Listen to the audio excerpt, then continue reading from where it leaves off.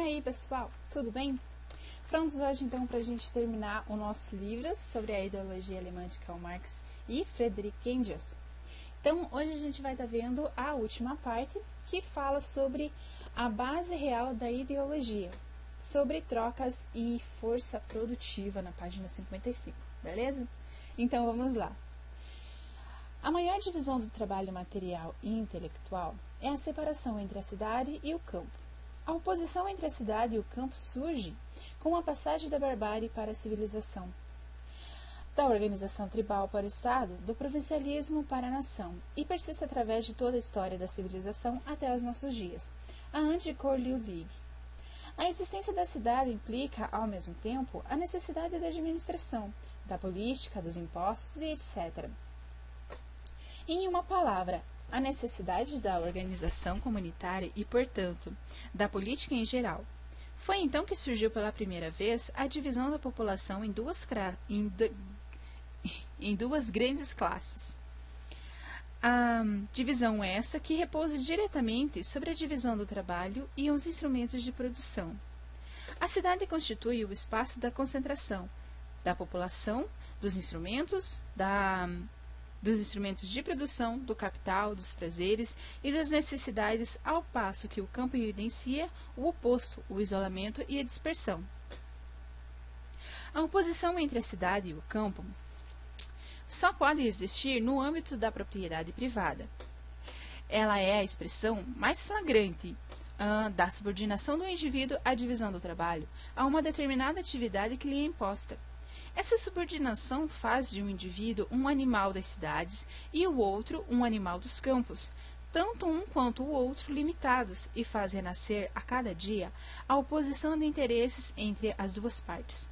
Aqui também o trabalho é o dado capital, o poder sobre os indivíduos e, enquanto esse poder existir, haverá também uma propriedade privada. A abolição dessa oposição entre a cidade e o campo é uma das primeiras condições da comunidade, e essa condição depende, da sua vez, de um conjunto de condições materiais prévias, que a simples vontade não é o suficiente para concretizar, como todo mundo pode constatar logo à primeira vista. É preciso que essas condições estejam também desenvolvidas. Pode-se também entender a separação entre a cidade e o campo como a separação entre o capital e a propriedade fundiária, como o início de uma existência e de um desenvolvimento do capital, independentes da propriedade fundiária, como o início da propriedade em que tem como única base o trabalho e a troca. Na Idade Média, as cidades que não foram construídas no período histórico anterior, mas que se formaram povoando-se de servos libertos, o trabalho particular de cada um era sua única propriedade, além do pequeno capital que cada um trazia e que se compunha quase exclusivamente dos utensílios mais indispensáveis. A concorrência dos servos fugitivos que não cessavam de chegar às cidades, a guerra incessante do campo contra as cidades e, consequentemente, a necessidade de uma força militar urbana organizada, o elo constituído pela propriedade em comum em um determinado trabalho, a necessidade de construções coletivas para a venda de suas mercadorias, numa época em que os artesãos eram também comerciantes, e proibição de que pessoas não qualificadas usassem essas construções, a oposição dos interesses das diferentes profissões, a necessidade de proteger o trabalho apreendido com a dificuldade e a organização feudal do país inteiro, levaram os trabalhadores de cada profissão a se unir-se em corporações. Não nos cabe aprofundar aqui as múltiplas modificações do sistema das corporações, introduzidas pelos desenvolvimentos históricos ulteriores. O êxodo dos servos para as cidades conseguiu sem interrupção durante toda a Idade Média.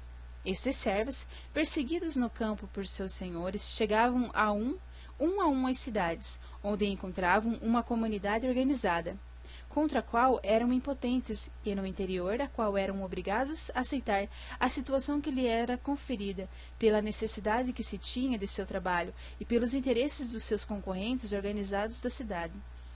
Esses trabalhadores que chegavam isoladamente jamais conseguiram ser uma força, porque o seu trabalho era de alçada de uma corporação e devia ser aprendido. E então os mestres da corporação os submetiam às suas leis e os organizavam segundo os seus interesses. Ou então, o seu trabalho não exigia aprendizagem, não era da esfera de uma corporação. Era um trabalho de diarista e, nesse caso, nunca chegavam a criar uma organização e permaneciam como uma plebe desorganizada. A necessidade do trabalho de diarista nas cidades criou a plebe. As cidades formavam verdadeiras associações, geradas pela necessidade imediata, a preocupação de proteção à propriedade e aptas a multiplicar os meios de produção e os meios de defesa dos seus membros individualmente. A plebe dessas cidades, compostas de indivíduos estranhos uns aos outros e que chegavam separadamente, achavam-se sem organização, face a uma força organizada, equipada para a guerra e que os vigiava ciosamente. E isso explica por que porque ela própria foi privada de qualquer poder. Companheiros e aprendizes eram organizados em cada profissão de modo a servir melhor aos interesses dos mestres. As relações patriarcais que existiam entre eles e seus mestres conferiam a estes um duplo poder. Tinham, por outro lado, uma influência direta sobre toda a vida dos companheiros. Por outro lado, como as relações representavam um verdadeiro vínculo para os companheiros que trabalhavam para um mesmo mestre, eles constituíam um bloco em face dos companheiros dos outros.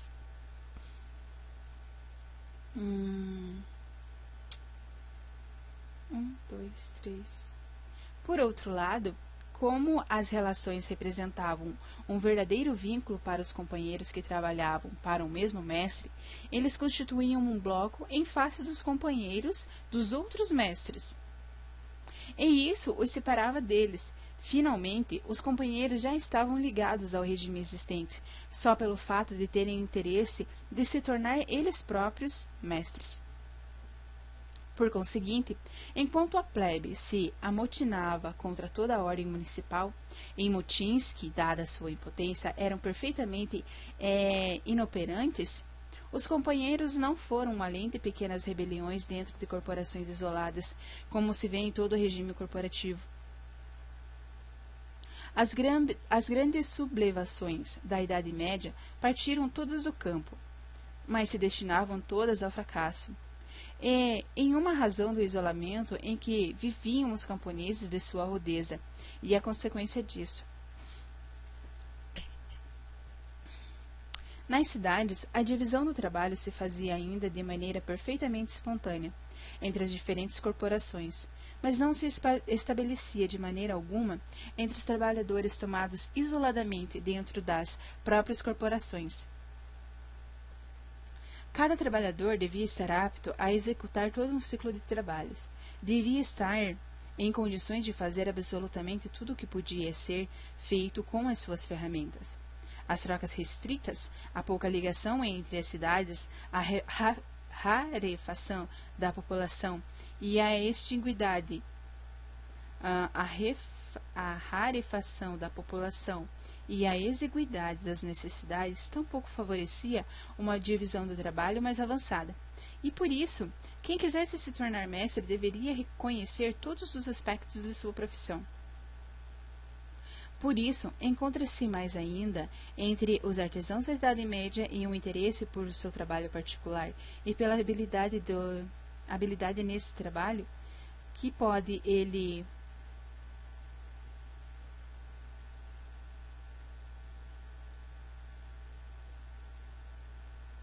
Por isso, encontra-se ainda entre os artesãos da Idade Média um interesse por seu trabalho particular e pela habilidade nesse trabalho que pode elevar-se até um certo sentido artístico. E é também por isso que cada artesão da Idade Média se entregava inteiramente ao seu trabalho. Tinha para com ele uma relação de sujeição sentimental, e a ele estava muito mais subordinado do que o trabalhador moderno, que é indiferente para com o seu trabalho. Nas cidades, o capital era um capital natural, que consistia em alojamento, ferramentas e em uma clientela natural hereditária, e transmitia-se forçosamente de pai para filho. devido ao estado ainda embrionário das trocas e à falta de circulação que impossibilitava sua realização. Contrariamente ao capital moderno, não era um capital que pudesse avaliar em dinheiro, tampouco importando que fosse investido em uma coisa ou em outra. Era um capital ligado diretamente ao trabalho, determinado do seu possuidor, e inseparável desse trabalho, e, portanto, um capital ligado a um Estado.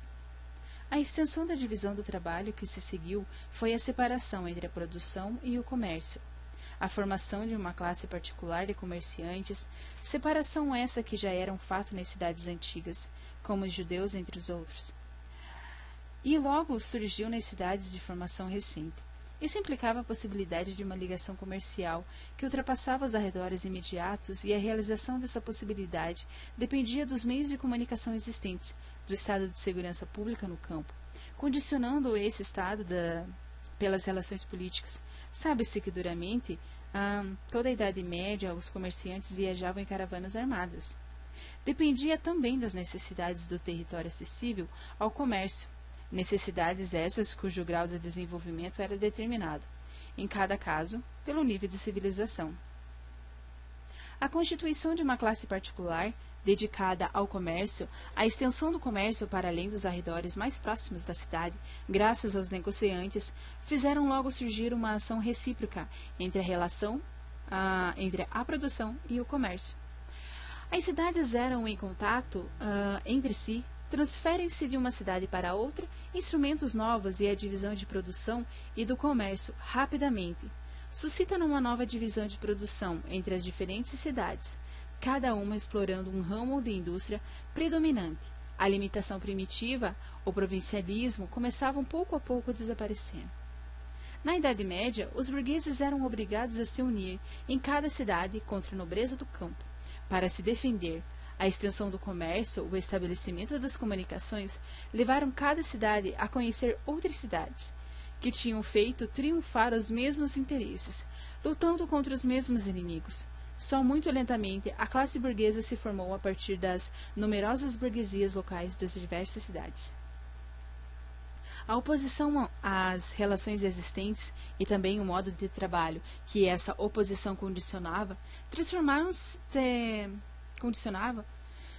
transformaram ao mesmo tempo as condições de vida de cada burguês, em particular, para fazer delas condições de vida comuns a todos os burgueses e independente de cada indivíduo isolado.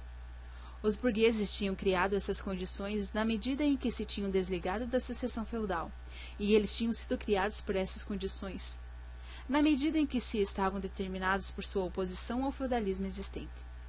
Com a ligação entre as diferentes cidades, essas condições comuns transformavam-se em condições de classe.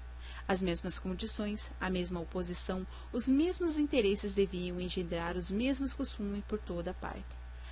A própria burguesia só se desenvolve pouco a pouco, ao mesmo tempo em que lhes são dadas as condições próprias para isso.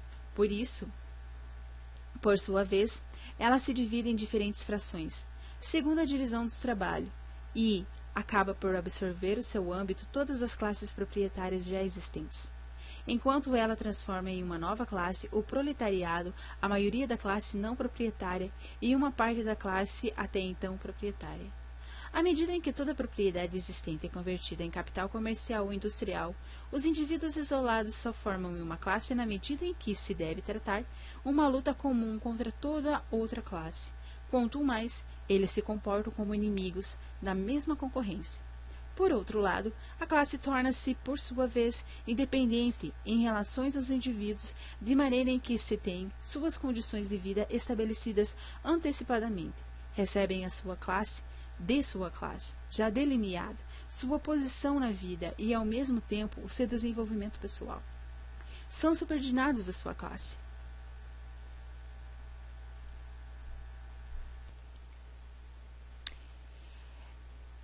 É o mesmo fenômeno da subordinação dos indivíduos isolados.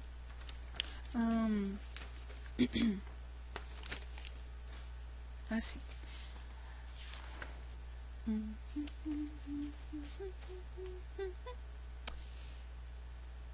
é o mesmo fenômeno da subordinação dos indivíduos isolados, a divisão do trabalho. E esse fenômeno só pode ser suprimido se for suprimida a propriedade privada e o próprio trabalho. Às vezes indicamos como essa subordinação dos indivíduos à sua classe torna-se ao mesmo tempo a subordinação a todos os tipos de representações e etc. Depende unicamente da extensão das trocas a possibilidade de aproveitar ou não, para desenvolvimento ulterior, forças produtivas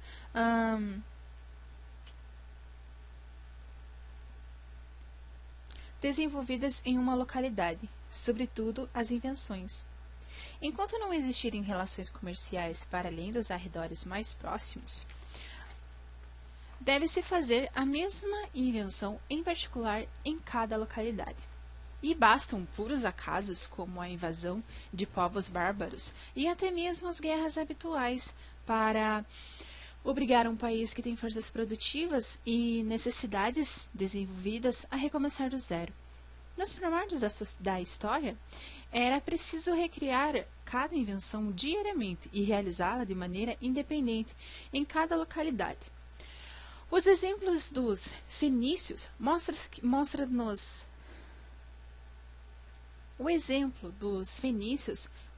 até que ponto as forças produtivas desenvolvidas, mesmo com um comércio relativamente bastante amplo, estão pouco a salvo da destruição completa. Pois a maioria das suas invenções desapareceram, e por muito tempo, porque esse povo foi eliminado do comércio e conquistado por Alexandre, e que o provocou a sua decadência. O mesmo acontece, por exemplo, na Idade Média, com a pintura sobre vidro. A continuidade das forças produtivas adquiridas só é assegurada a partir do dia a dia em que o comércio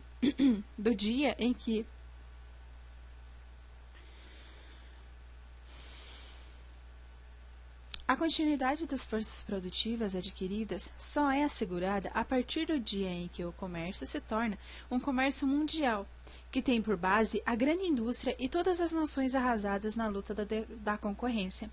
A divisão do trabalho entre as diferentes cidades teve como primeira consequência o nascimento das manufaturas, ramos da produção que escapam ao sistema corporativo. O primeiro a desabrochar das manufaturas na Itália e mais tarde em Flandres. Teve como condição histórica prévia o comércio com as nações estrangeiras. Nos outros países, a Inglaterra e a França, por exemplo, as manufaturas se limitaram no começo ao mercado interno. Além das condições prévias já indicadas, as manufaturas exigem ainda, para se estabelecerem, uma concentração elevada da população, sobretudo no campo, e também do capital que começava a se acumular em um pequeno número de mãos, em parte nas corporações, apesar dos regulamentos administrativos e em parte entre os comerciantes. O trabalho que dependia de início do uso de uma máquina, por mais rudimentar que fosse, logo se revelou o mais suscetível de desenvolvimento. A tecelagem, que os camponeses praticavam até então no campo como atividade suplementar para obterem o seu vestuário, foi o primeiro trabalho que recebeu um impulso e teve o mais amplo desenvolvimento graças à extensão das relações comerciais.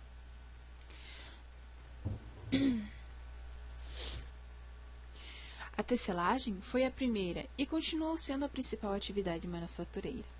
A procura de tecidos para roupas, que aumentava proporcionalmente ao crescimento da população, o começo da acumulação e da mobilização do capital primitivo. Graças a uma circulação acelerada, a necessidade do luxo que daí resultou e que favoreceu sobretudo a extensão progressiva do comércio, deram à tecelagem um impulso que arrancou da forma de produção anterior, tanto na quantidade quanto na qualidade. Ao lado dos camponeses, que teciam para satisfazer as suas necessidades pessoais, que continuaram a subsistir e que existe ainda hoje, nasceu nas cidades uma nova classe de tecelões, cujos produtos eram destinados a todo o mercado interno e muitas vezes aos mercados externos. A tecelagem, trabalho que quase sempre exigia pouca habilidade e, bem depressa, subdividiu uma infinidade de ramos. Era naturalmente refratária às cadeias da corporação. Por isso, foi praticada sobretudo nas aldeias e povoados sem organização corporativa, que a pouco tornaram-se cidades e até rapidamente as mais florescentes cidades em cada país. Com a manufatura liberada da corporação, as relações de propriedade também se transformaram imediatamente. O primeiro passo à frente para ultrapassar o capital naturalmente acumulado no quadro de uma ordem social foi marcado pelo aparecimento dos comerciantes, que possuíam de início um capital móvel, portanto, um capital no sentido moderno da palavra, tanto quanto era possível nas condições da vida da época. O segundo progresso foi marcado pela manufatura, que mobilizou por sua vez um grande volume do capital primitivo e aumentou de modo geral o volume do capital móvel e em relação ao capital primitivo. A manufatura tornou-se ao mesmo tempo um refúgio para os camponeses contra as corporações que os excluíam ou que lhes pagavam mal, como antigamente as cidades corporativas lhe tinham servido de refúgio contra a nobreza do campo que os oprimia. O começo das manufaturas foi marcado ao mesmo tempo por um período de vagabundagem, causado pelo desaparecimento das tropas armadas feudais e pela desmobilização dos exércitos que tinham sido reunidos e que os reis utilizaram contra os seus valores, e causado também pelos melhoramentos da agricultura e transformação de vastas zonas de terras e cultura em pastagens. Daí decorre que a vagabundagem está ligada exatamente à decomposição do feudalismo. Desde o início do século VIII, registram-se alguns períodos desse tipo, mas a vagabundagem só se estabeleceu de forma permanente e generalizada no fim do século XV e começo do século XVI. Os vagabundos eram tantos que o rei VIII da Inglaterra, entre outros, mandou enforcar 72.000 deles, e foi preciso uma extrema miséria para obrigá-los a trabalhar, e isso com enormes dificuldades e após uma longa resistência.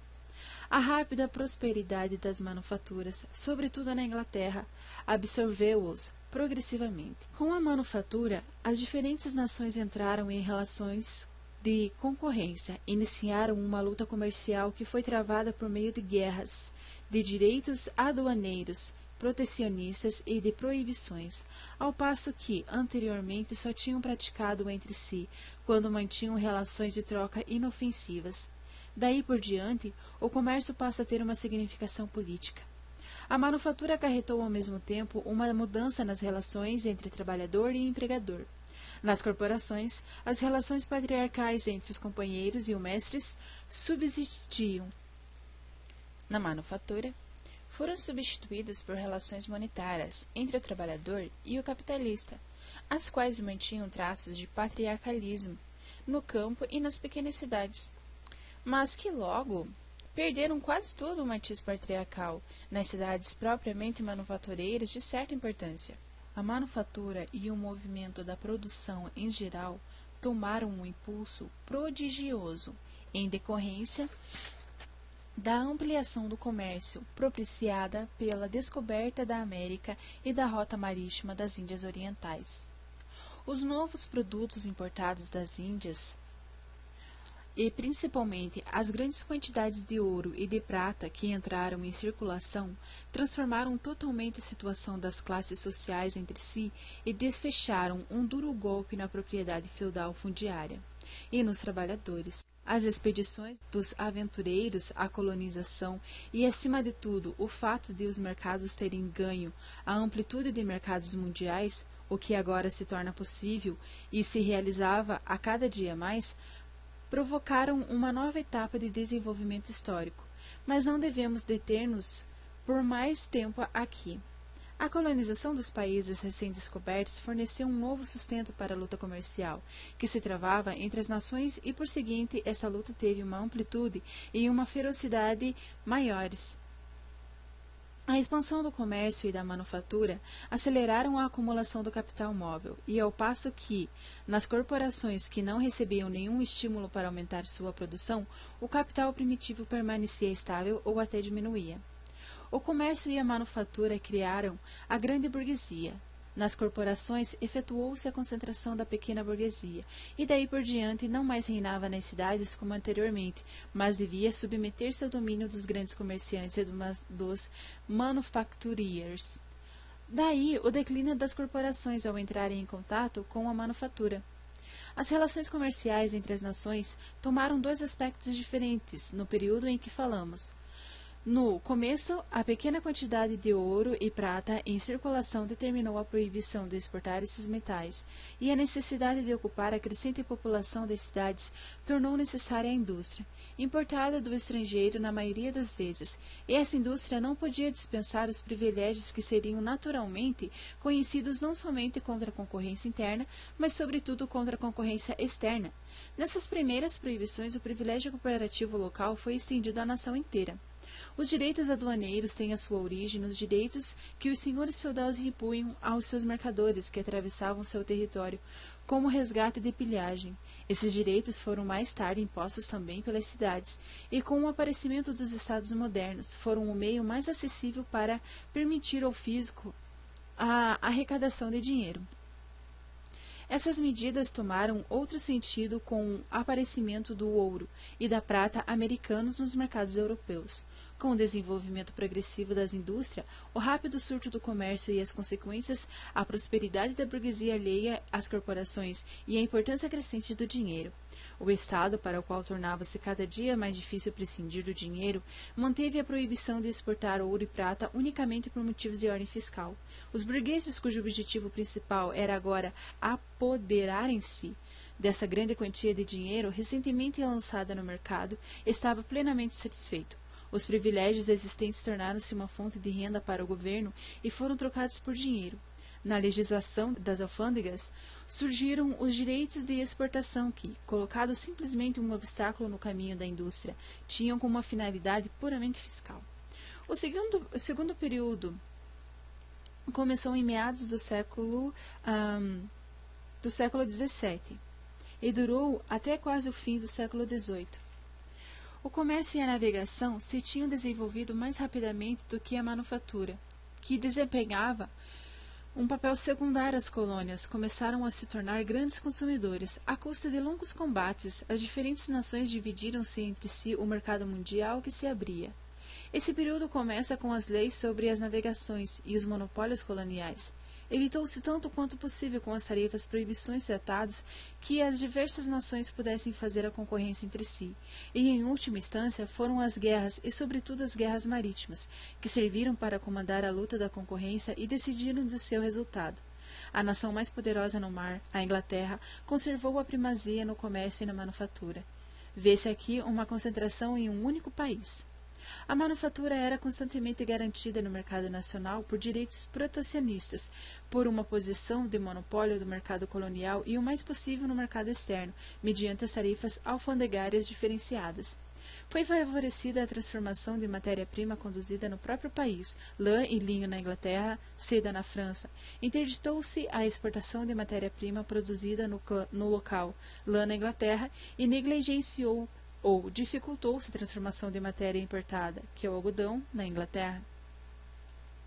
A nação que possuía a supremacia no comércio marítimo e o poder colonial garantiu também naturalmente a maior expansão de quantitativa e qualitativa na manufatura.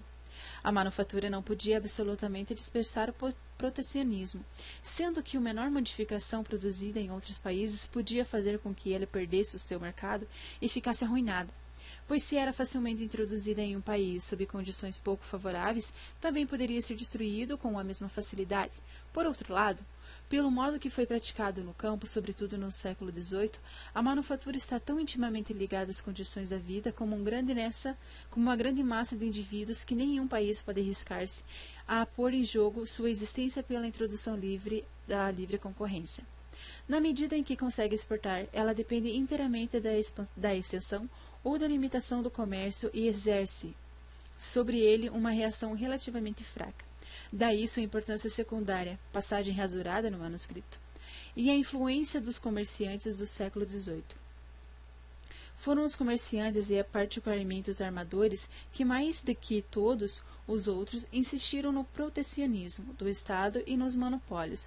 Os donos das manufaturas pediram e obtiveram, na verdade, também eles, essa proteção, mas cederam sempre o lugar aos comerciantes no que diz respeito à importância política. As cidades comerciais e cidades portuárias, em particular, alcançaram um grau de civilização relativo e se tornaram grandes cidades da grande burguesia. ao passo que nas cidades industriais subsistiu mais o espírito pequeno burguês. C.F. Aikin. Por exemplo, o século XVIII foi o século do comércio. Pinto diz expressamente: Le commerce est la marotte du siècle. E depois, qualquer tempos neste plus question que commerce de navegação entre marine. Algo assim. Esse período é também caracterizado pela suspensão da proibição de exportar ouro e prata, pelo nascimento do comércio do dinheiro, dos bancos, das dívidas de Estado, do papel-moeda, das especulações sobre os fundos e as ações de agiotagem, sobre todos os artigos do desenvolvimento do sistema monetário em geral. O capital perdeu novamente uma grande parte do seu caráter natural e aí que ainda lhe era inerente. A concentração do comércio e da manufatura em um único país, a Inglaterra, tal como se desenvolveu sem interrupção no século XVII, criou-se progressivamente para este país o mercado mundial relativo e suscitou por isso mesmo uma demanda dos produtos ingleses manufaturados, que as forças produtivas industriais anteriores não podiam mais satisfazer.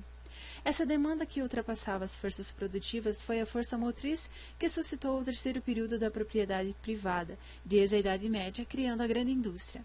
A utilização das forças da natureza para fins industriais, o maquinário e a divisão do trabalho mais desenvolvida.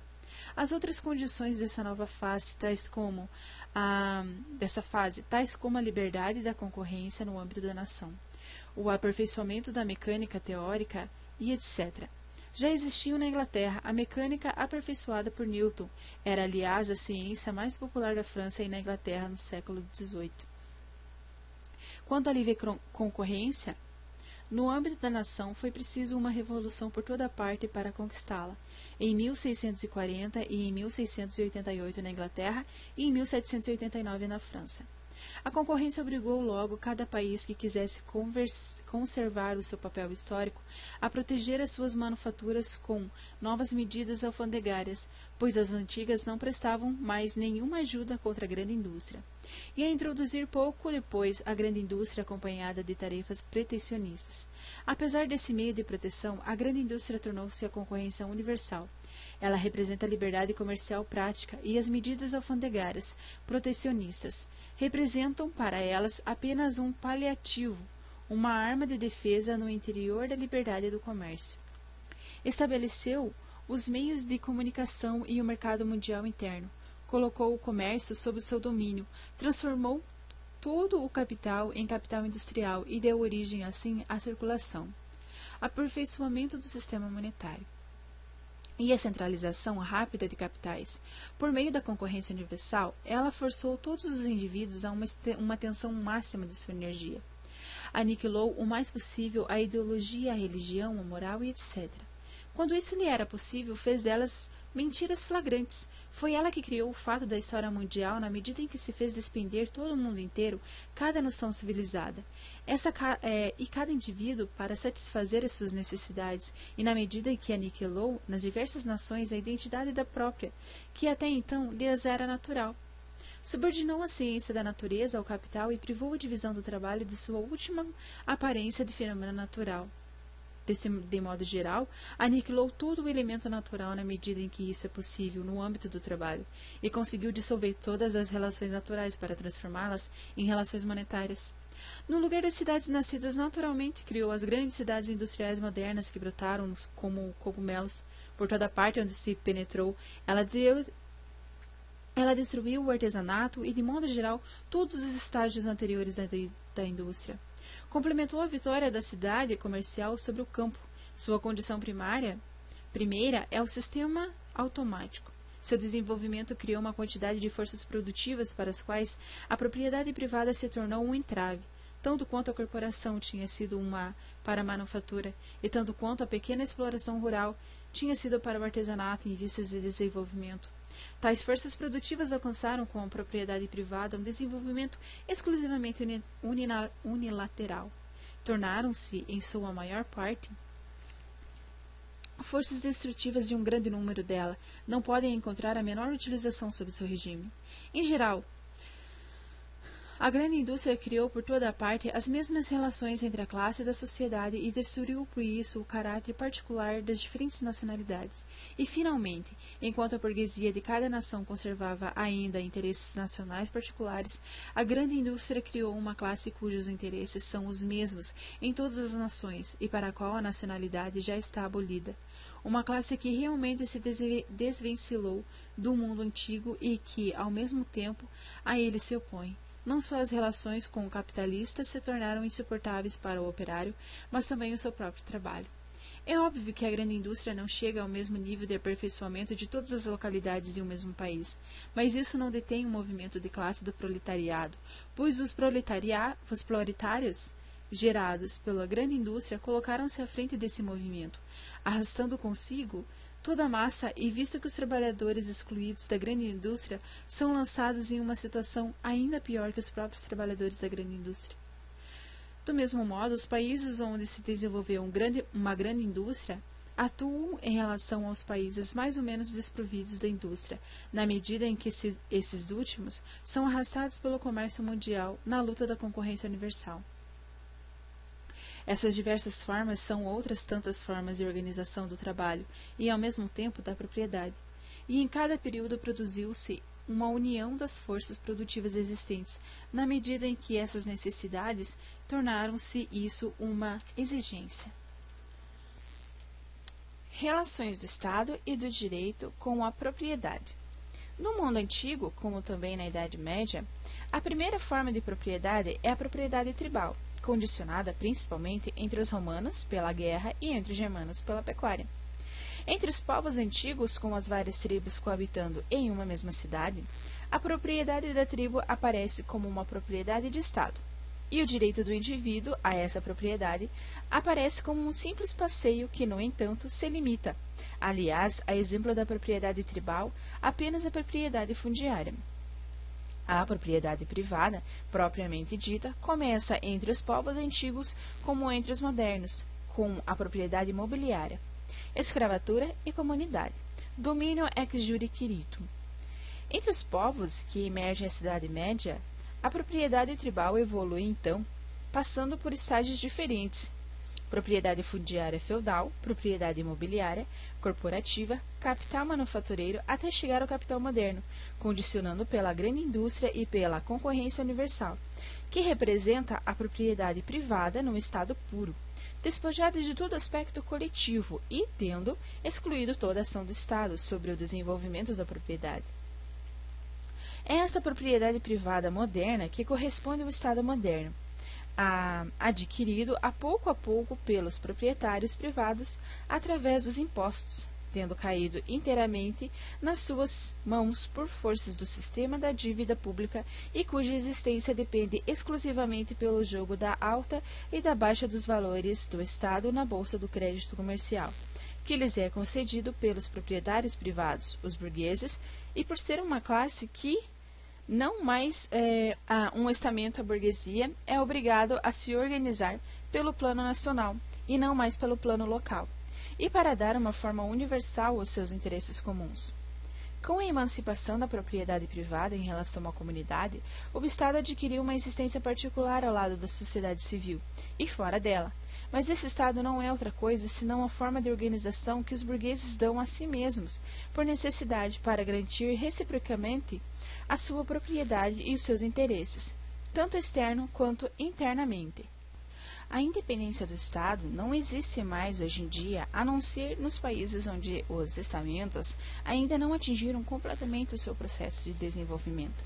O estágio de classes que desempenham ainda um papel, ao passo que são eliminados nos países mais evoluídos, em países, portanto, onde existe uma situação mista e nos quais, por conseguinte, nenhuma parcela da população pode vir a dominar as outras. É esse especialmente o caso da Alemanha, o exemplo de Estado moderno mais aperfeiçoado e América do Norte. Os escritores franceses e ingleses e americanos modernos chegam todos, sem exceção, a declarar que o Estado só existe devido à propriedade privada, tanto assim que essa convicção passou à consciência comum. sendo o Estado, portanto, a forma pela qual os indivíduos de uma classe dominante fazem valer os seus interesses comuns e na qual se resume toda a sociedade civil de uma época. Conclui-se que todas as instituições comuns passam pela mediação do Estado e recebem uma forma política. Daí a ilusão que a lei repousa na vontade, e mais ainda que uma vontade livre, destacada pela sua base concreta. Da mesma maneira, o direito, por sua vez, reduz a lei. A dissolução da comunidade natural engendra o direito privado, assim como a propriedade privada se desenvolve simultaneamente. Entre os romanos, o desenvolvimento da propriedade privada e o direito privado não teve nenhuma consequência industrial ou comercial ulterior, porque todo o seu modo de produção permanecia o mesmo. Entre os povos modernos, sendo a indústria e o comércio provocado a dissolução da comunidade feudal, o nascimento da propriedade privada e o direito privado marcou o início de uma nova fase, suscetível de um desenvolvimento ulterior. Amalfi, primeira cidade da Idade Média que teve um comércio marítimo de vulto. Foi também a primeira a elaborar o direito marítimo, na Itália primeiramente, a mais tarde em outros países, quando o comércio e a indústria provocaram o desenvolvimento mais considerável da propriedade privada. Retomou-se imediatamente o direito privado dos romanos já elaborado, que foi elevado à categoria da autoridade. Mais tarde, quando a burguesia adquiriu o poder suficiente de tal modo que os príncipes defendessem os seus próprios interesses, utilizando essa burguesia como um instrumento para derrubar a classe feudal, o desenvolvimento propriamente dito do direito começou em todos os países. Na França, no século XVI, e em todos os países, com exceção da Inglaterra, esse desenvolvimento se efetuou com base no direito romano. Mesmo na Inglaterra, tiveram de introduzir princípios do direito romano, particularmente pela propriedade imobiliária, para continuar aperfeiçoando o direito privado. Não esqueçamos que o direito, do mesmo modo que a religião, não tem uma história própria. No direito privado, exprimem-se as relações de propriedade existentes, como sendo os resultados de uma vontade geral. O próprio jus entende et abundante exprime, por um lado, o fato de que a propriedade privada se tornou completamente independente da comunidade e, por outro lado, a ilusão que essa propriedade privada repousa sobre a simples vontade privada, sobre a livre disposição das coisas. Na prática, o abund tem limites econômicos bem determinados para o proprietário privado. Esse, se não quiser ver a sua propriedade e, com ela, o seu jus abundante passar para outras mãos, pois, afinal de contas, a coisa considerada unicamente em suas relações com a vontade não é absolutamente nada, mas somente no comércio, e, independentemente do direito, torna-se uma coisa, uma propriedade real, uma relação, aquilo que os filósofos chamam de uma ideia. Essa ilusão jurídica que reduz o direito à simples vontade leva fatalmente com o ulterior desenvolvimento das relações de propriedade, que alguém possa ter um título jurídico de uma coisa sem possuir realmente essa coisa. Suponhamos, por exemplo, que a renda de um terreno seja suprimida pela concorrência. O proprietário desse terreno conserva o seu título jurídico sobre esse terreno, bem como o seu jus untende de abundante, mas nada pode fazer dele nem nada possui enquanto proprietário fundiário, se não possuir, além disso, capitais suficientes para cultivar o seu terreno.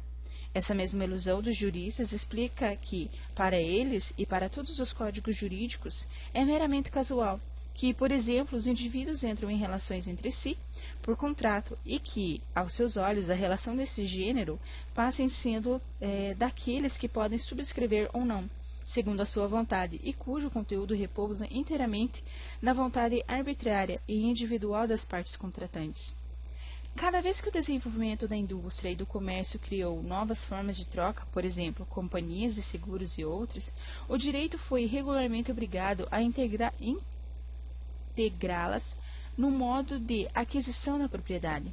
Nada é mais comum do que a ideia de que até agora na história só se tratou de conquistas Niemen. Os bárbaros conquistaram o Império Romano e essa monarquia explica a passagem do mundo antigo para o feudalismo.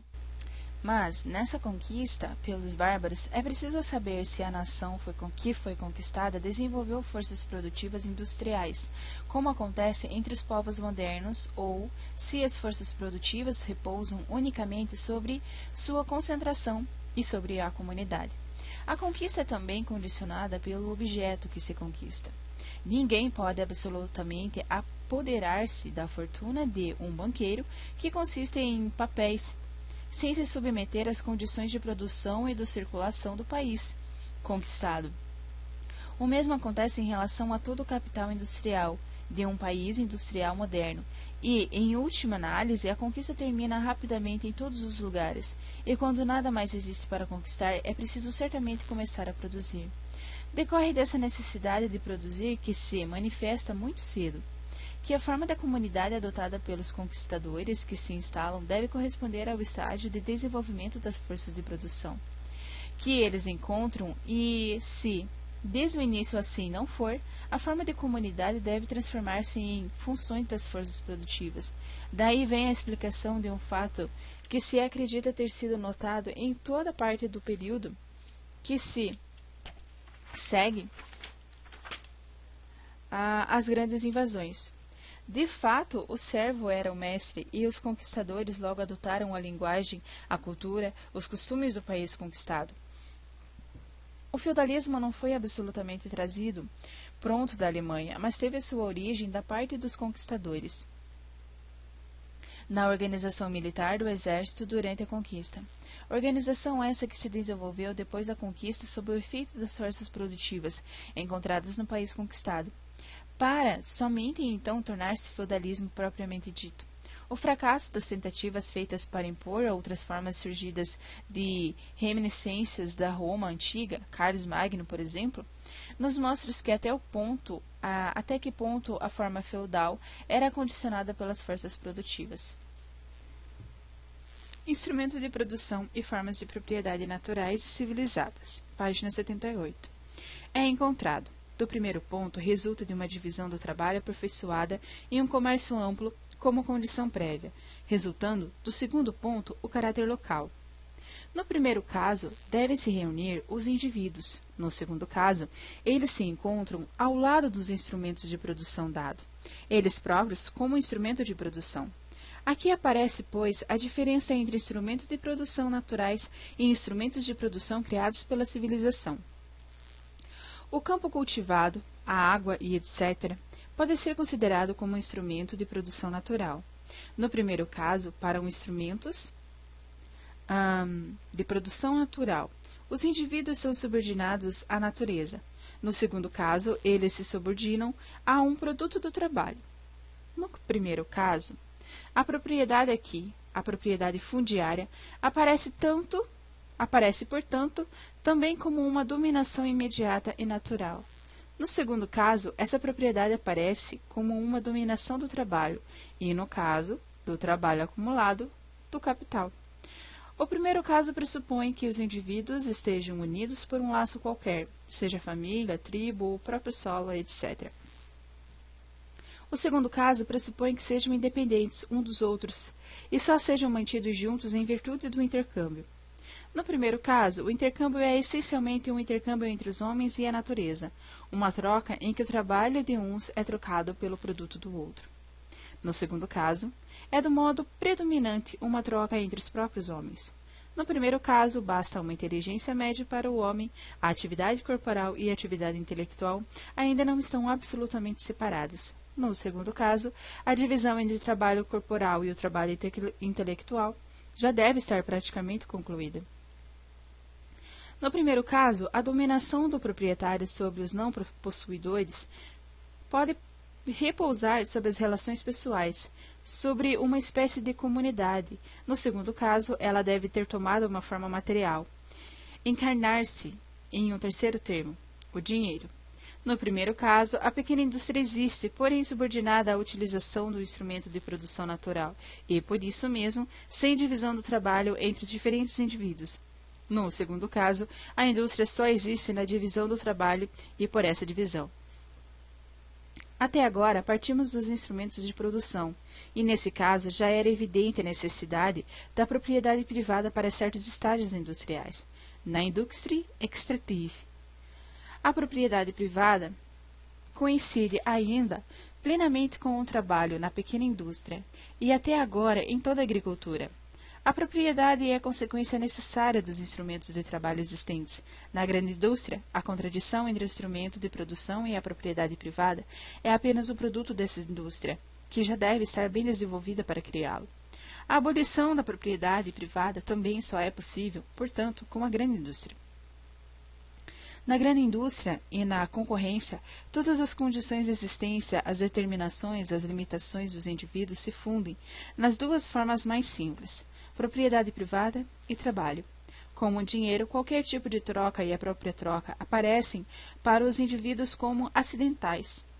É, pois, a própria natureza do dinheiro que todas as relações até então tenham sido somente relações dos indivíduos que vivam em determinadas condições, e não em relações entre indivíduos enquanto indivíduos. Essas condições reduzem-se agora a apenas duas: trabalho acumulado ou propriedade privada de um lado, e trabalho real do outro lado. Se uma dessas condições desaparece, a troca é interrompida. Os próprios economistas modernos, Sismond, por exemplo, Berluies, etc., opõem l'association des indivíduos à l'association des capitaux.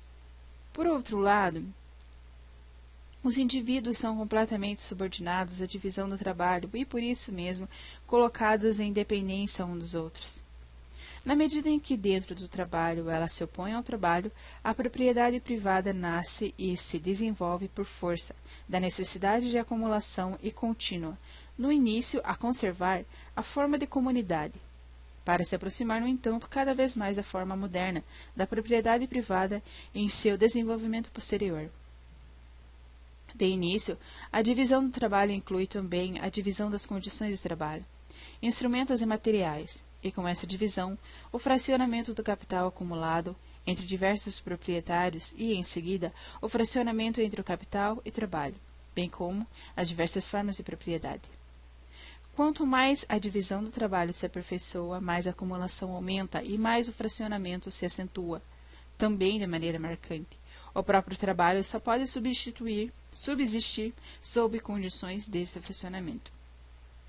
Dois fatos surgem, portanto, aqui. Primeiro, as forças produtivas se apresentam como completamente independentes e desligadas dos indivíduos, como um mundo à parte, ao lado dos indivíduos. Isso tem sua razão de ser porque os indivíduos, dos quais são as forças, existem como indivíduos dispersos e em oposição uns aos outros. Enquanto essas forças, por outro lado, são só forças reais no comércio e na interdependência desses indivíduos.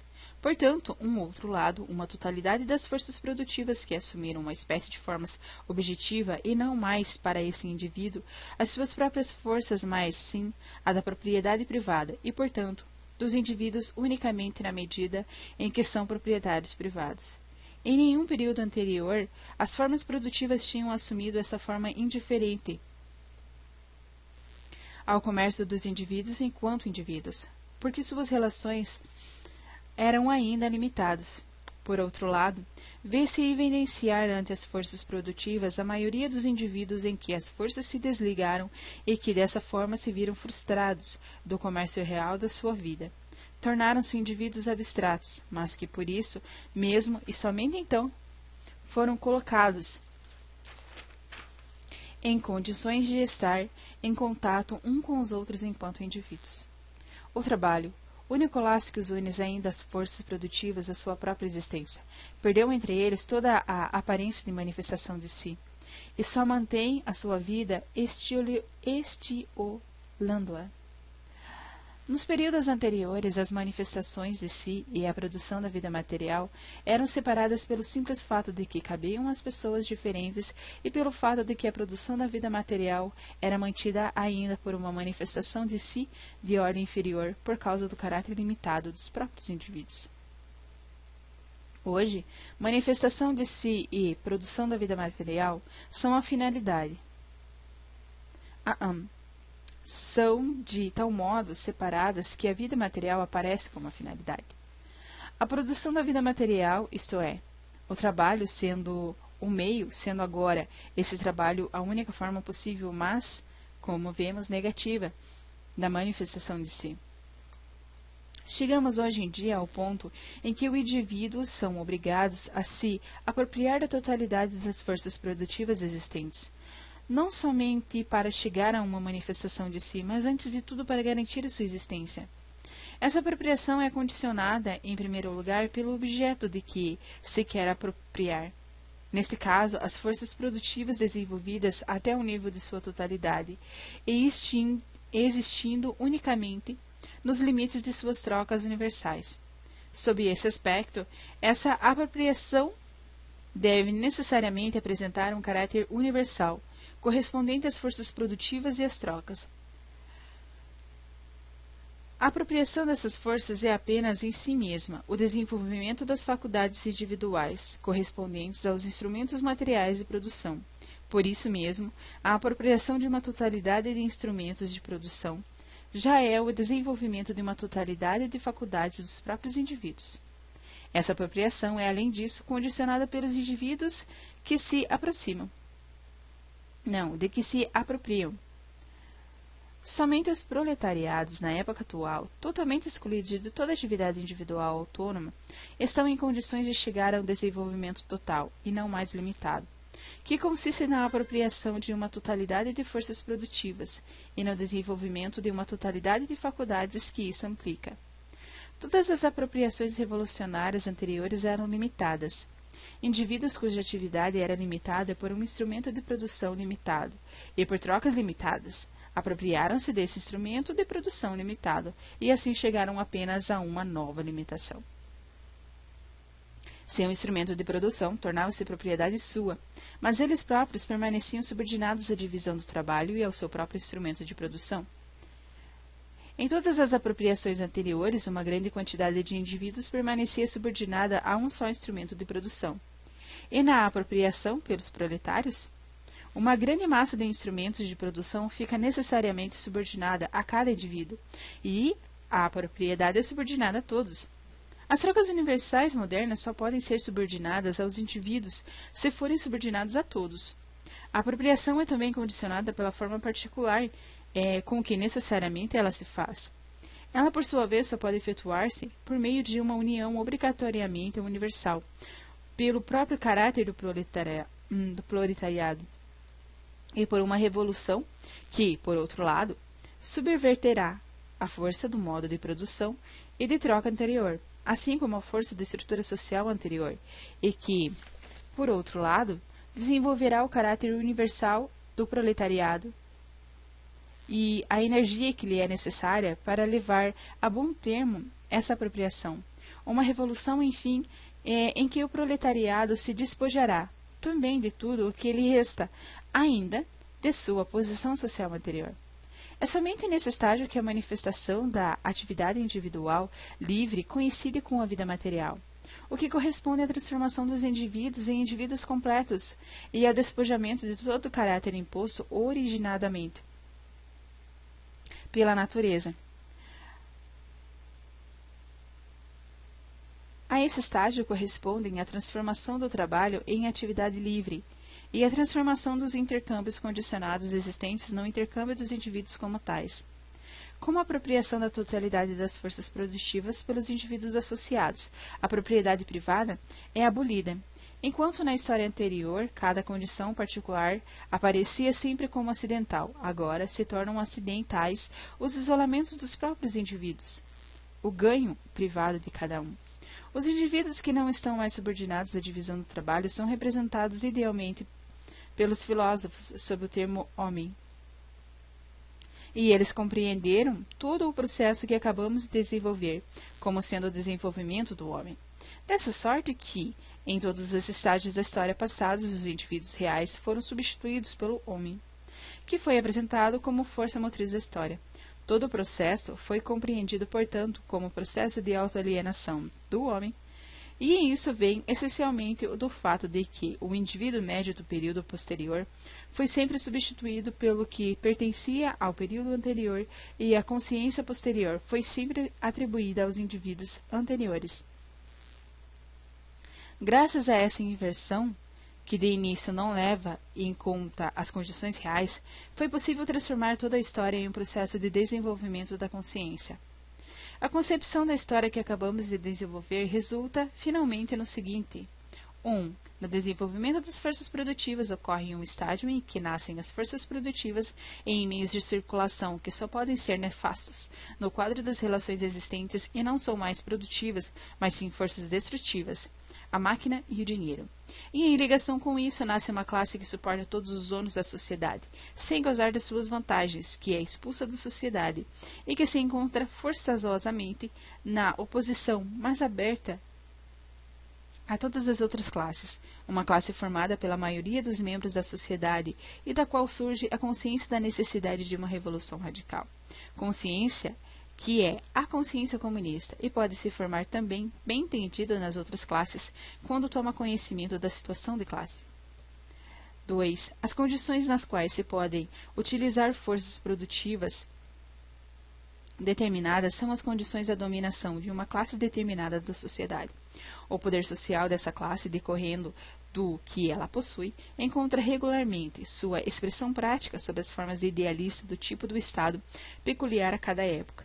É por isso que qualquer luta revolucionária é dirigida contra uma classe que dominou até então. Em todas as revoluções anteriores, o modo de atividade permanecia inalterado, e se tratava apenas de uma outra distribuição dessa atividade, de uma nova divisão do trabalho entre outras pessoas.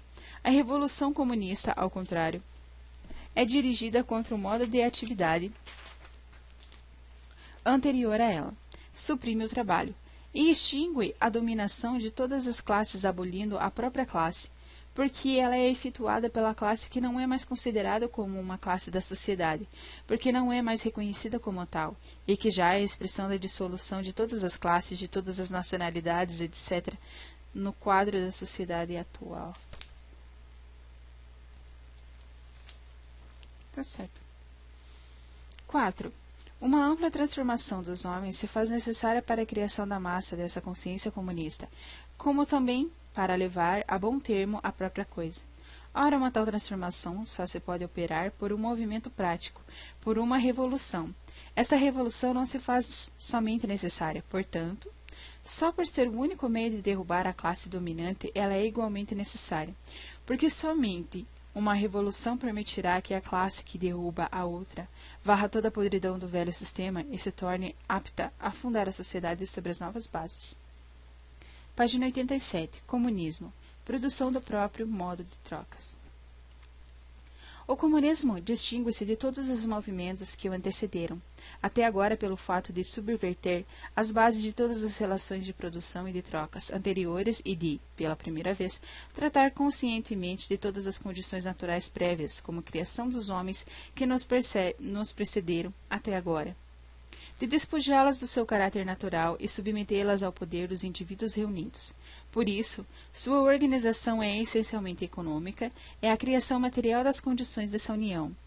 Faz as condições existentes as condições da união. O estado de coisas criado pelo comunismo constitui precisamente a base real, que torna impossível tudo o que existe independentemente dos indivíduos, na medida, porém, em que esse estado de coisas existentes é pura e simplesmente um produto das relações anteriores dos indivíduos entre si. Na prática, os comunistas tratam, pois, as condições criadas pela produção e o comércio antes deles como fatores inorgânicos, mas nem por isso imaginam que o plano ou a razão de ser dessas gerações anteriores tenham sido de lhes fornecer materiais, e não acreditam que essas condições tenham sido inorgânicas aos olhos daqueles que as criavam. A diferença entre o indivíduo pessoal e o indivíduo contingente não é uma distinção do conceito, mas sim um fato histórico. Essa distinção tem um sentido diferente em épocas diferentes. Por exemplo, o estamento, enquanto contingência para um indivíduo do século XVIII, e a família também plus ou moins, uma distinção que nos Não precisamos fazer para cada época, mas cada época faz por si mesma, entre os diferentes elementos que ela encontra ao chegar. Isso é, não segundo um conceito, mas sob a pressão dos conflitos materiais da vida. O que aparece como contingente na época posterior, por oposição à época anterior. Mesmo entre os elementos herdados dessa época anterior, é um modo de trocas que correspondia a um desenvolvimento determinado das forças produtivas.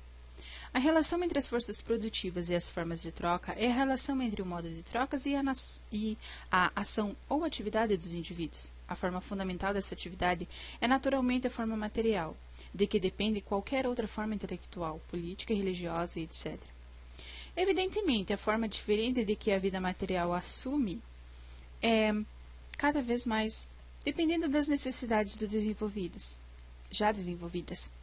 E a produção dessas necessidades, exatamente como essa sua satisfação, é ela própria um processo histórico que nunca encontramos em um carneiro ou em um cachorro. Argumento capital de Skinner, Adversus Homem. De arrepiar os cabelos. Embora os carneiros e os cachorros, sob uma forma atual, sejam, porém, malgré exus, produtos de um processo histórico. Como a contradição não apareceu, as condições nas quais os indivíduos entram em relação entre si são condições inerentes à sua individualidade. Não lhes são de maneira alguma exteriores e únicas. Elas permitem que esses indivíduos determinados, e existindo em uma condição determinadas, produzam sua vida material e tudo o que isso decorre. São, portanto, condições de sua afirmação ativa de si e são produzidas por essa afirmação de si. Consequentemente, como a condição ainda não surgiu, as condições determinadas nas quais os indivíduos produzem correspondem, portanto, à sua limitação efetiva. A sua existência limitada, cujo caráter limitado só se revela com o aparecimento das contradições e existe, por isso mesmo, para a geração posterior. Então, essa condição surge como um entrave acidental. Então atribui-se também à época anterior à consciência de que ela era um entrave. Essas diferentes condições em que aparece o primeiro como condições de manifestação de si e mais tarde como entraves desta, formam em toda a evolução histórica uma sequência coerente dos modos de troca cuja ligação consiste no fato de substituir a forma de trocas anterior, que se tornou entrave, por uma nova forma que corresponde às forças produtivas mais desenvolvidas e, por isso mesmo, um modo mais aperfeiçoado da atividade dos indivíduos. Forma a que a sontur torna-se um entrave e que se vê, então, substituída por uma outra. Como a cada estágio essas condições correspondem ao desenvolvimento simultâneo das forças produtivas, sua história é ao mesmo tempo a história das forças produtivas que se desenvolvem e são retomadas por cada geração nova, e é também a história do desenvolvimento das forças dos próprios indivíduos. Esse desenvolvimento produzindo-se naturalmente, isto é, não estando subordinado a um plano do conjunto estabelecido por indivíduos livremente associados, parte de localidades diferentes, de tribos, nações, de ramos de trabalhos diferentes, e etc., cada um dos quais se desenvolve primeiro, independentemente dos outros, e só pouco a pouco entra em ligação com os outros.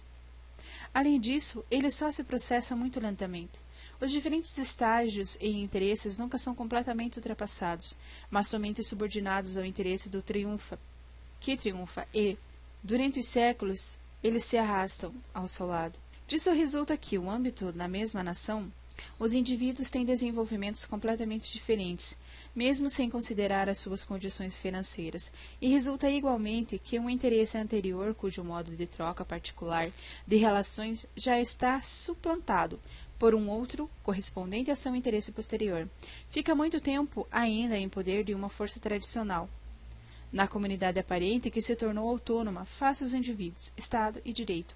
Somente uma revolução é, em última instância, capaz de romper esse sistema, e é o que explica igualmente por que a razão, quando se trata de pontos singulares que permitem a sua síntese mais geral, a consciência pode aparecer, às vezes, antecipar-se as relações empíricas contemporâneas, tanto que nas lutas em um período posterior é possível apoiar-se em teóricos anteriores como sendo uma autoridade.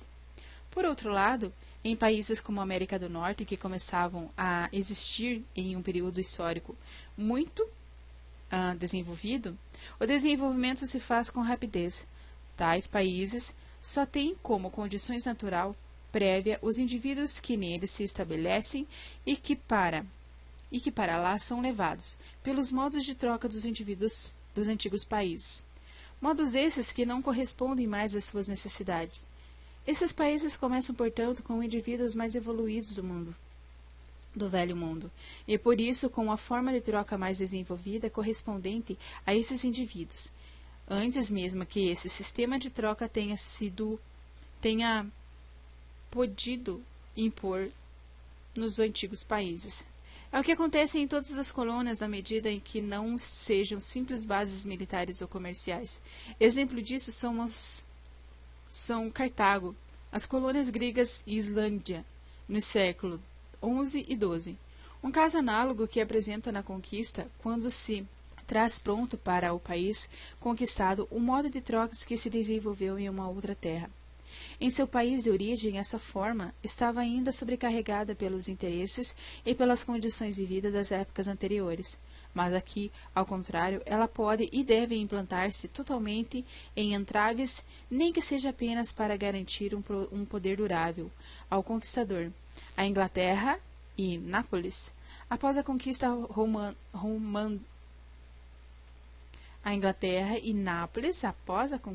normanda, na qual conheceram a forma mais aperfeiçoada da organização feudal. Portanto, segundo a nossa concepção, todos os conflitos da história têm a sua origem na contradição entre as forças produtivas e o modo de trocas. Não é necessário, aliás, que em um país essa contradição seja levada ao extremo, para provocar conflito nesse mesmo país. A concorrência como países cuja indústria é a mais desenvolvida, concorrência essa provocada pela expansão do comércio internacional, basta para engendrar uma contradição desse tipo, mesmo nos países cuja indústria é menos desenvolvida. Por exemplo, o proletariado, latente na Alemanha, cujo aparecimento é provocado pela concorrência da indústria inglesa.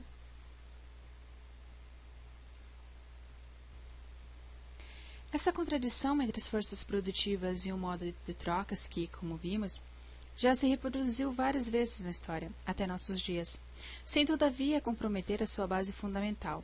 Teve a cada vez de provocar a eclosão e uma revolução, tomando ao mesmo tempo diversas formas acessórias, tais como a totalidade dos conflitos, choques de diferentes classes, contradições de consciência, luta ideológica e etc.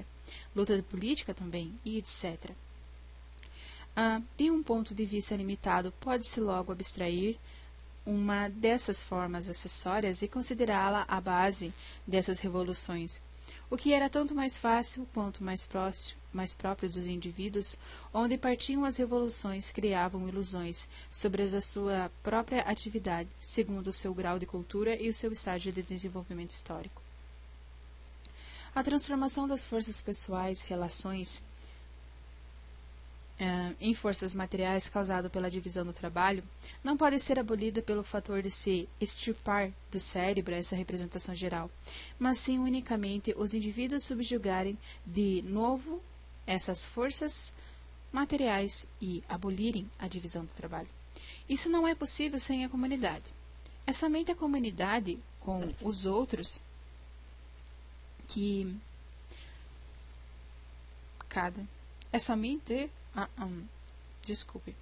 é somente na comunidade com os outros que cada indivíduo possui os meios de desenvolver as suas faculdades em todos os sentidos. É somente na comunidade que a liberdade pessoal é possível. Nos sucedâneos de comunidades que até agora existiram no Estado e etc., a liberdade pessoal só existia para os indivíduos que tinham desenvolvido nas condições de classe dominante e só medida em que eram indivíduos dessa classe. A comunidade aparente que os indivíduos tinham até então constituído tomou sempre uma existência independente em relação a eles, e ao mesmo tempo, pelo fato de representar a união de uma classe em face de outra, que ela representava não somente uma comunidade completamente ilusória para a classe dominada, mas também uma nova cadeia. Na comunidade real, os indivíduos adquirem sua liberdade simultaneamente, com a associação, graças a essa sucessão e nela.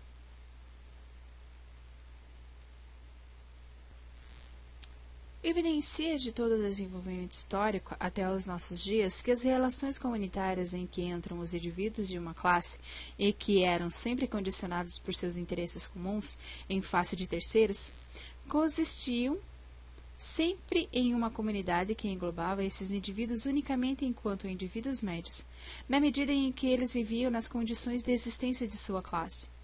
Eram, portanto, em suma, relações nas quais eles participavam não enquanto indivíduos, mas sim enquanto membros de uma classe. Por outro lado, a comunidade dos proletários revolucionários que põe sob seu controle todas as suas próprias condições de existência e a todos os membros da sociedade ocorre o inverso. Os indivíduos nela participam enquanto indivíduos e, evidentemente, desde que a associação dos indivíduos se faça dentro do quadro das forças produtivas que se supõem agora desenvolvidas.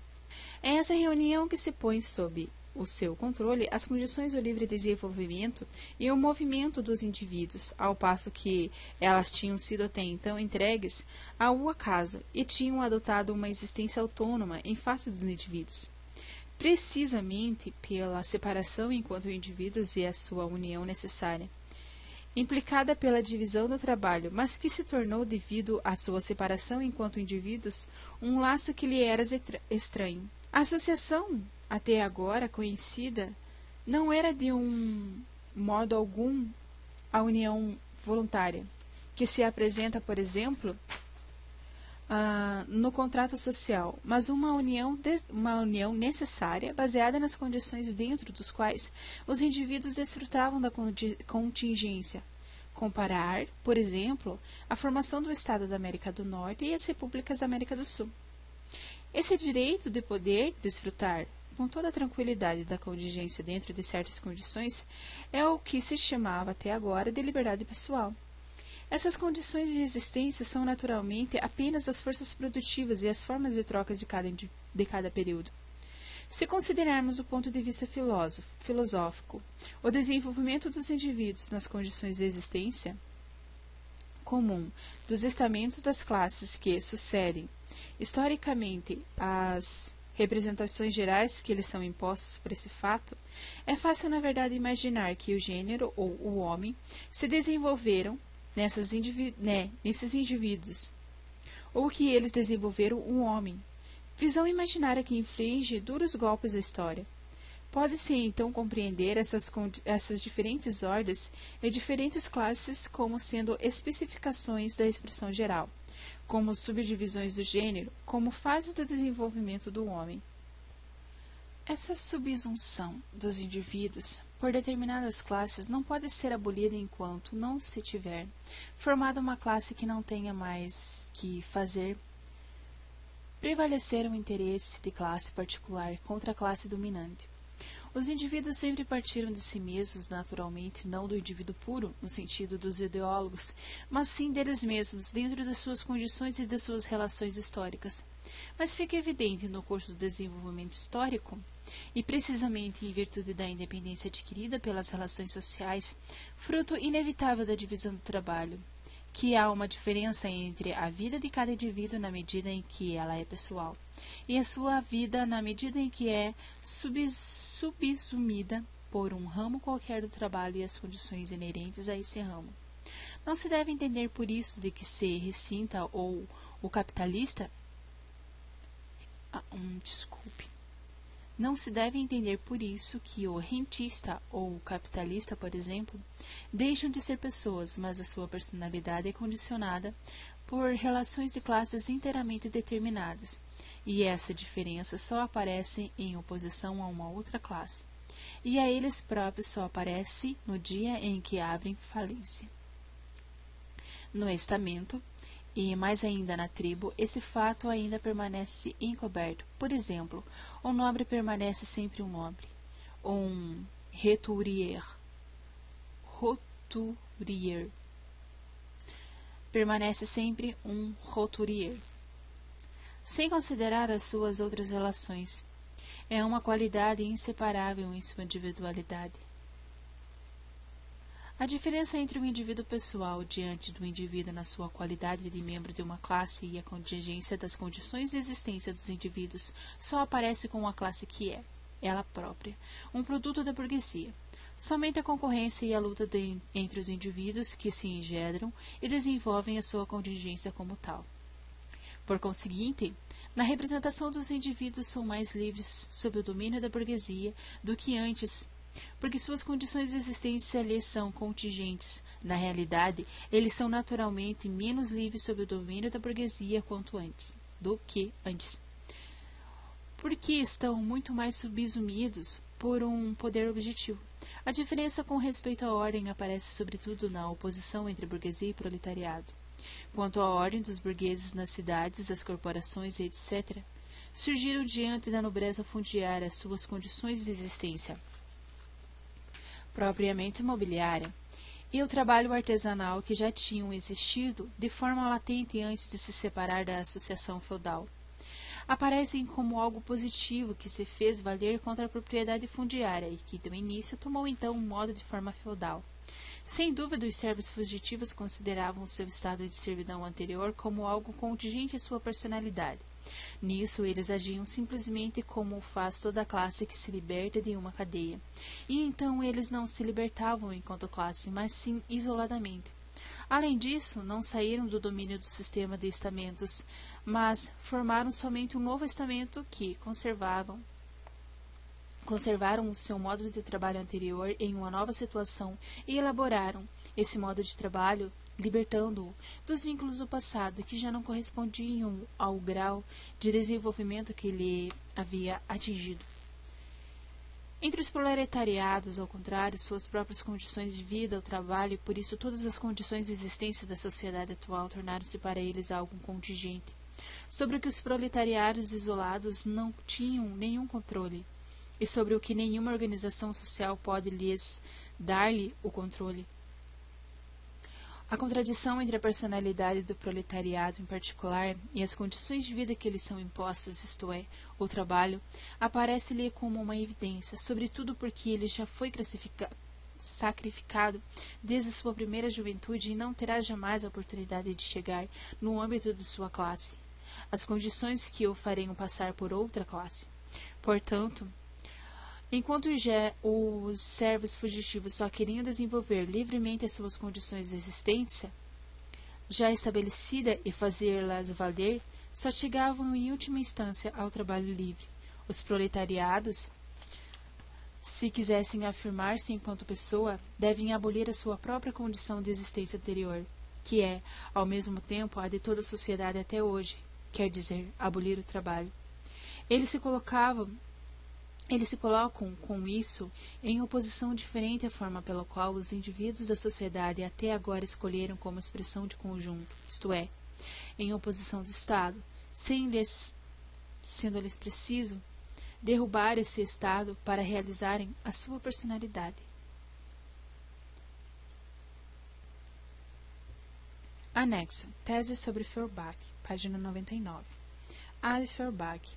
Até agora, o principal defeito de todo o materialismo, inclusive de Feuerbach, é que o objeto, a realidade e o mundo sensível só são apreendidos sob a forma de objeto ou intuição, mas não como atividade humana, sensível, enquanto praxis de maneira não subjetiva.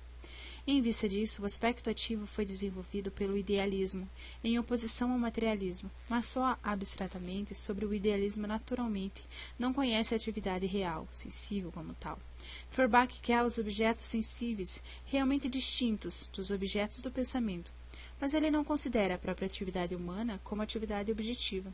E é por isso que a essência do cristianismo, que ele considera como autenticamente humana, apenas atividade teórica, ao passo que a praxe só é por ele apreendida e firmada em sua manifestação judaica sórdida. É por isso que ele não compreende a importância da atividade revolucionária na atividade prático-crítica. 2. A questão de atribuir ao pensamento humano uma verdade objetiva não é a questão teórica, mas sim uma questão prática, e na praxis que o homem precisa provar a verdade, e isso é a realidade e a força, a realidade, a terrenalidade do seu pensamento. A discussão sobre a realidade ou irrealidade do pensamento isolado da praxis é puramente escolástica. 3. A doutrina materialista que pretende que os homens sejam produtos das circunstâncias e da educação é que, consequentemente, os homens transformados sejam produtos de outras circunstâncias e de uma educação modificada. Esquece que são precisamente os homens que transformam as circunstâncias, que o próprio educador precisa ser educado. É por isso que ela tende, inevitavelmente, a dividir a sociedade em duas partes, uma das quais está acima da sociedade, por exemplo, Robert Owen. A consciência da mudança das circunstâncias e da atividade humana, ou automudança, só pode ser considerada e compreendida racionalmente como praxis revolucionária. 4. Feuerbach parte do fato de que a religião torna o homem estranho a si mesmo e duplica o mundo em um mundo religioso, objeto de representação, e um mundo profano. O seu trabalho consiste em reduzir o mundo religioso à sua base profana. Ele não vê que, uma vez realizado esse trabalho, o principal ainda está por fazer. O fato principalmente é de que a base profana se desliga dela própria e se fixa nas nuvens, constituindo assim um reino autônomo. Só pode se explicar precisamente pelo autorrompimento e pela autocontradição dessa base profana. É preciso, portanto, primeiro compreender essa base na sua contradição, para depois revolucionar praticamente, suprimindo a contradição. Portanto, uma vez que se descobriu, por exemplo, que a família terrestre é o segredo da família celeste, é da primeira que, devorante, se deve fazer a crítica teórica e ela que se deve revolucionar na prática. 5. Feuerbach, que não satisfaz com o pensamento abstrato, recorre à instituição sensível, mas não considera a sensibilidade como atividade prática humana e sensível. 6. Feuerbach converte a essência religiosa em essência humana, mas a essência do homem não é uma abstração inerente a um indivíduo isolado. Na sua realidade, ela é o conjunto das relações sociais. Feuerbach, que não empreende a crítica desse ser real, é, por conseguinte, obrigado a abstrair do curso da história e tratar o espírito religioso a uma realidade que existe por si mesmo, supondo a existência do indivíduo humano abstrato, isolado, e b. a considerar, por conseguinte, o ser humano unicamente como gênero, como universalidade interna, muda ligando de modo natural a multidão dos indivíduos. 7. É por isso que Feuerbach não vê que o espírito religioso é ele próprio um produto social, que o indivíduo abstrato e que ele analisa pertence na realidade a uma forma social determinada. 8. Toda a vida social é essencialmente prática. Todos os mistérios que conduzem ao misticismo encontram sua solução racional na praxis humana e na compreensão dessa praxis. 9. O máximo alcançado pelo materialismo contemplativo, isto é, o materialismo que não concebe a sensibilidade como atividade prática, é a contemplação dos indivíduos isolados e da história civil. O ponto de vista do velho materialismo antigo é a sociedade civil, o ponto de vista do novo materialismo é a sociedade humana, ou a humanidade social. 11. Os filósofos só interpretaram o mundo de diferentes maneiras do que se trata. É de transformá-lo. Bem, pessoal, agora nós terminamos o livro. Espero que vocês tenham gostado. Tem bastante coisas que realmente eu não entendo em alemão. Não entendo e não sei falar. E por isso ficou meio complicado. Mas eu espero que ajudem alguma coisa a vocês, que realmente dê para vocês estudarem e tirarem algumas dúvidas. E se caso vocês gostarem, deixe o seu like, deixe o seu comentário e curte a página, se inscreve, que eu vou ficar realmente bem feliz, tá ok? Então, obrigada por vocês terem ouvido e até a próxima. Tchau!